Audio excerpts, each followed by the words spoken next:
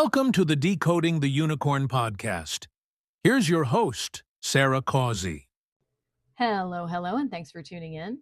Today, I'll be doing a crossover episode. So, this will be episode 44 of Decoding the Unicorn, the podcast, and just my general April episode for the Causey Consulting podcast. I think that this topic will have some good resonance for both audiences, so I wanted to cross-pollinate. What I'll be talking about today is why knowledge of the self actually matters. If you know anything about Dag Hammarskjöld, then you're probably familiar with his journal, which was posthumously published as Markings. He absolutely believed in leading an examined life.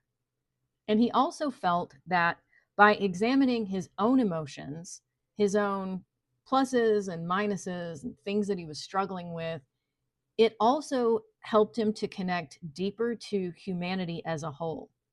I was thinking about this earlier because it's like what I've said on the Causey Consulting podcast in particular. If I'm going through something, somebody else is too.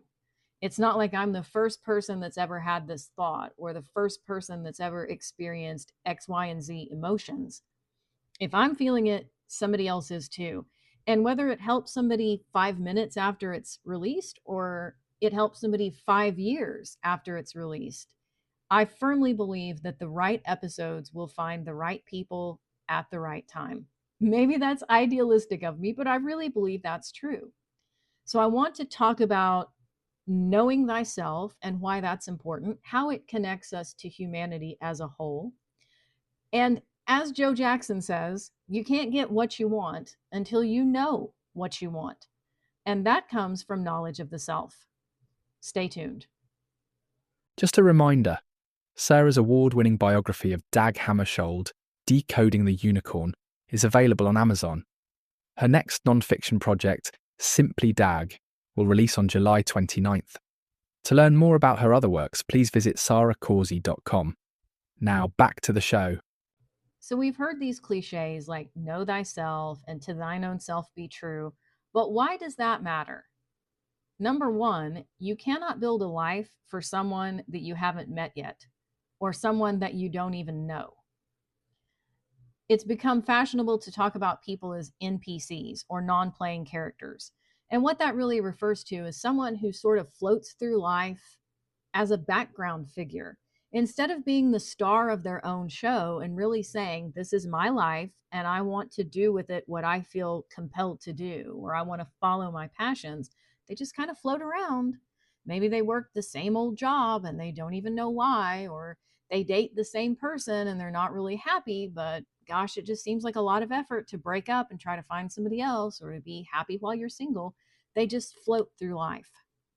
But you can't really build a life if you don't even know who you are or what you want. So most people are walking around living a second-hand life, and it could be based on the expectations of other people, basic survival, or just inertia.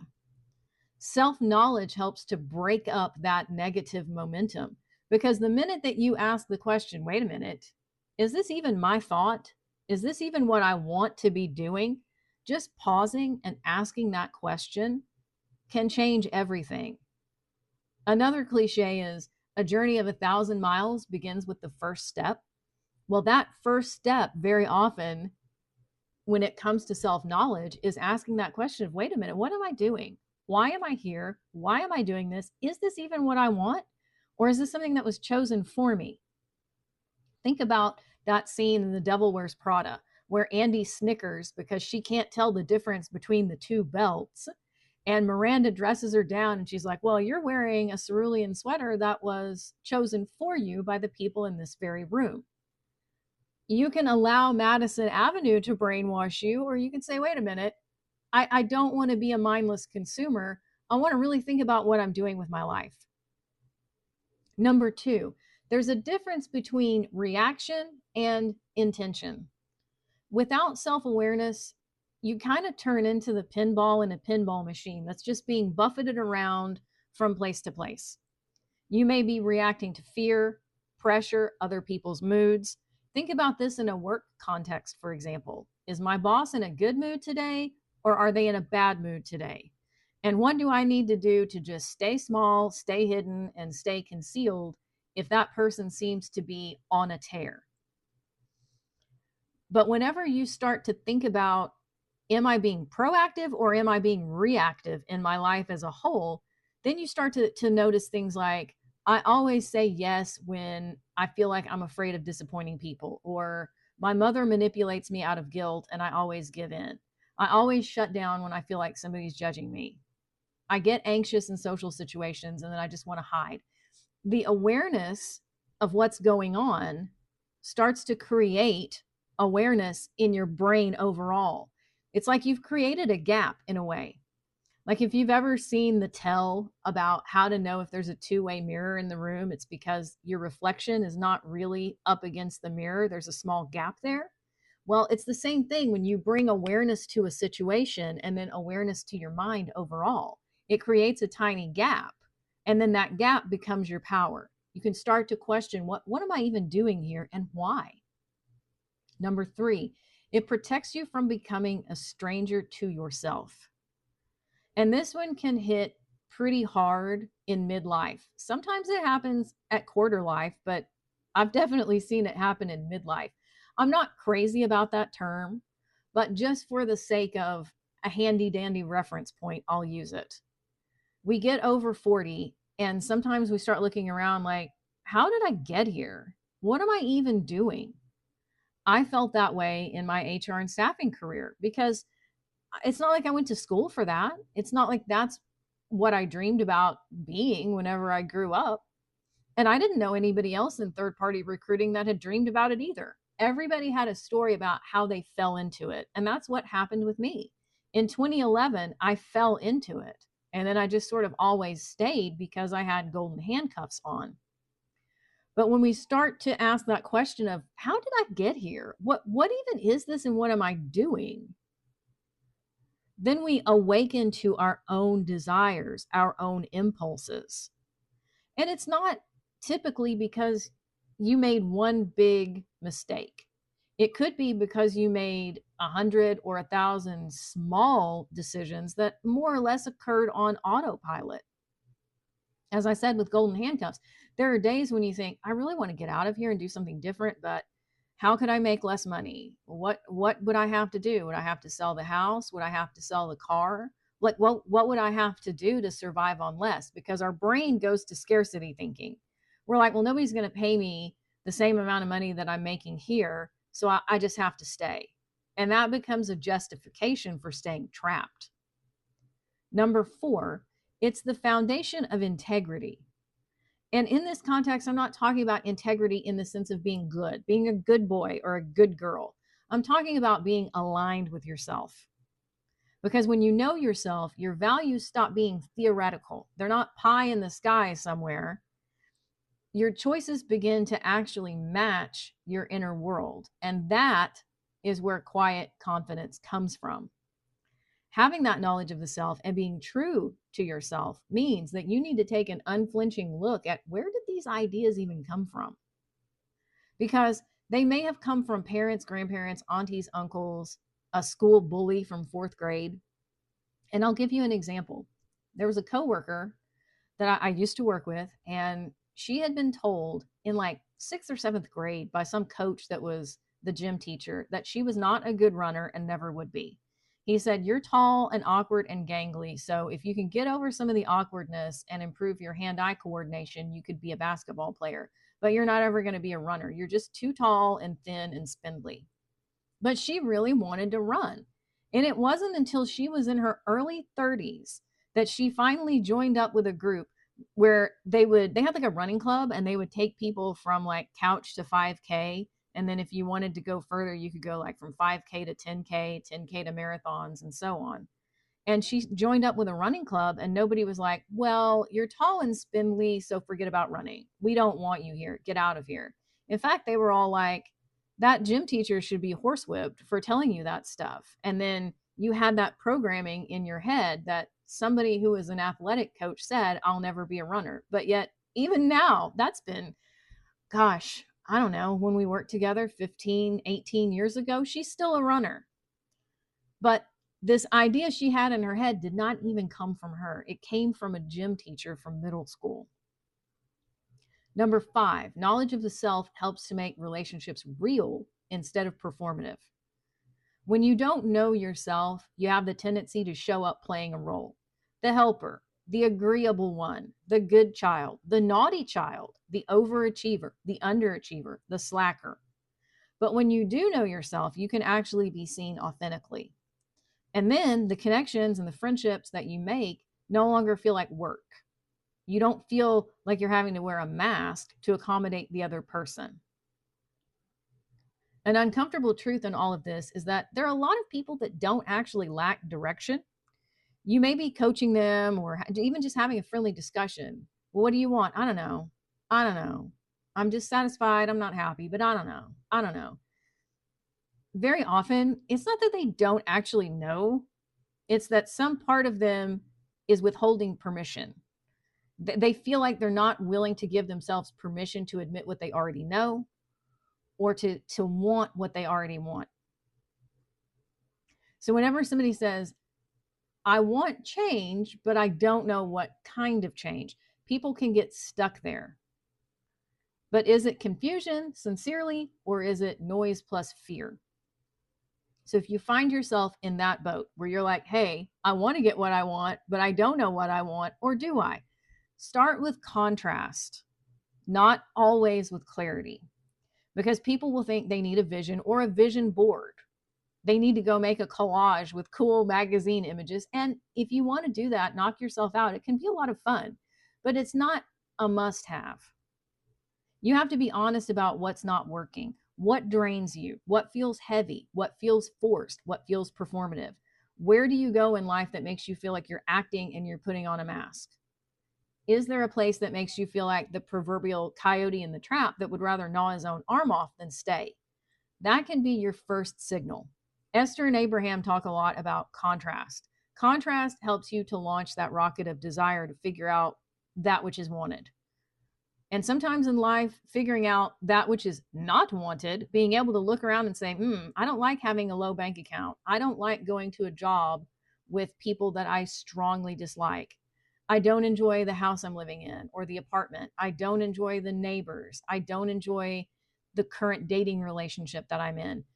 Having that awareness can then serve as a catalyst for launching a rocket of desire for what you do want. The next thing I will say is to follow your energy, follow your emotions, and not necessarily your logic, because your logic is cold and it's clinical, and it's typically geared in that root chakra space for basic survival. So your cold, hard logic will very often keep you trapped in the same old life. But your energy and your emotional compass, like that gut instinct or that feeling in the pit of your stomach, that has the tendency to tell the truth faster. So what makes you feel lighter, airy, breezy? Like, yay, I could sit here for hours and do this and I wouldn't hate it. Versus what makes you feel like, ugh, if I have to sit here for 5 minutes, I'm just going to tear my hair out. What do you naturally lean toward? What kinds of things do you lose that track of time doing? Even if it seems impractical or your little inner gremlin is like, you can't make money doing that. Nobody's going to pay you for that. Put all of that to the side for a minute and just collect it as data. You're just collecting data. You're not blowing your entire life up at this point anyway. You're just collecting the data. Then you can shrink the question. So instead of getting into this really, really big existential stuff like, what should I do with my life? What is the meaning of my life? What is the meaning of any human life? You could condense that down. Like the cliche about how do you eat the elephant? Well, you do it one bite at a time. You don't try to eat the entire elephant in one sitting. So you can ask yourself, what feels more like me than what I'm doing right now? And that tiny shift can help to reveal a direction to go in next. Give yourself permission to experiment instead of deciding, like a judge banging a gavel, order in the court, this is what we have to do. Look at it as running an experiment. People freeze when they think they're making a do or die choice that has to last forever. Forever, forever, forever. But reframe it as, I'm going to try this for a week or two. I'm going to explore without a firm commitment. I'm going to treat this like research, like I am a scientist in a lab conducting an experiment and not changing my entire identity just yet. You're not signing a blood oath contract. You're simply gathering clues. Like my coworker, she got some running shoes and joined this running club, but she felt like if this doesn't go well, I can quit. She didn't tell them, I'm giving you my immortal soul. She just started turning up. The people were nice to her, they were supportive, and she liked what she was doing, so she kept going. But had she gotten there and said, you know what, actually, I hate running and I don't want to be here anymore, she wasn't obligated to stay. Another good trick is to notice what triggers your jealousy. What do you feel envious of with other people? Because envy itself isn't just the green eyed monster, as we like to say, it's also information, it's intel. So when you see somebody and you're like, well, I wish I could do that. Why does she get that? Why does he get that? Why did they have that? Just take a second, because this can also be part of your shadow self or some part of yourself that you have repressed that's trying to get your attention. Listen for a quiet voice inside yourself. It's even like the scripture, listen to the still small voice. The scripture doesn't say, I'm going to get a megaphone and bullhorn you to death. A still small voice. The loud voice very often inside of our own head is a channel that's tuned to things like fear, worst case scenarios, acting like Chicken Little, you have to be practical, what will people think, what would your mother say, what would your grandma believe about that? Whereas the quieter voice is usually calmer, more persistent, and it may be slightly inconvenient because it may be like, hey, the work that we're in right now kind of stinks. Your boss doesn't treat you very well, and it doesn't seem like that's going to change. But that quieter voice is usually the real one, and it's usually the one that's more authentic to you. Last but not least, accept that clarity usually comes after some kind of movement. That sounds contradictory, doesn't it? Like, I don't even know what I'm doing. I'm not even clear yet, but I'm supposed to gain momentum. How does that work? This is really the part that nobody likes because you don't think your way into clarity. That's what we're taught. We're taught that you're supposed to just A, B, C, D, E, F, G, 1, 2, 3, 4.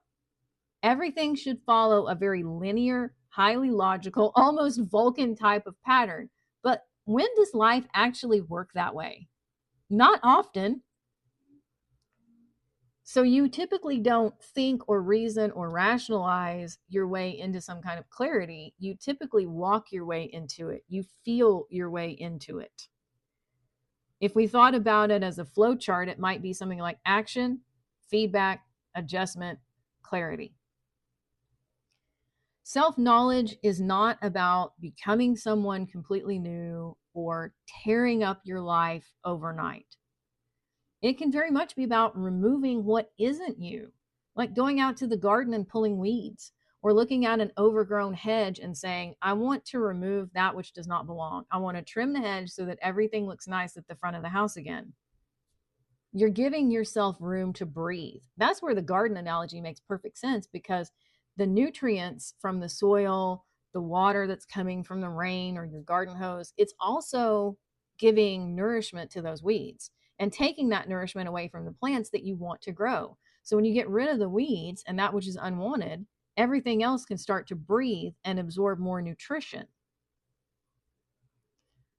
It may sound simplistic, but the reality is you have this life. Now, what happens in the afterlife, whether reincarnation exists and you're going to get other lives, that's up to your own spiritual beliefs. It's not for me to say. But for right now, you've got this life. You're in this flesh suit having this human experience. You don't want to float through like a phantom or a non-participating, non-playing character that's just hanging out in the background as filler. You deserve to be the star of your own show, which doesn't mean you have to be arrogant and flamboyant and crazy. It just means you should have your hands on the steering wheel so that somebody else is not gripping that steering wheel and taking you where they want you to go. Knowledge of the self is an important way to take back that steering wheel. knowing what you want so that you can get it, and knowing yourself well enough to know this suits and this doesn't. If journaling helps you to get there, it was something that Dag did and enjoyed very much. If journaling is something that helps you to get there, do it. If meditation helps, if talking to a trusted friend helps, whatever it is that will help you to suss out, here's who I am and here's what I really want out of life, in my opinion, it is so completely worth it. Stay safe, take very good care of yourself, and I will see you in the next episode. Thank you for tuning in. If you enjoyed this episode, please subscribe to this podcast and share it with others. We'll see you next time.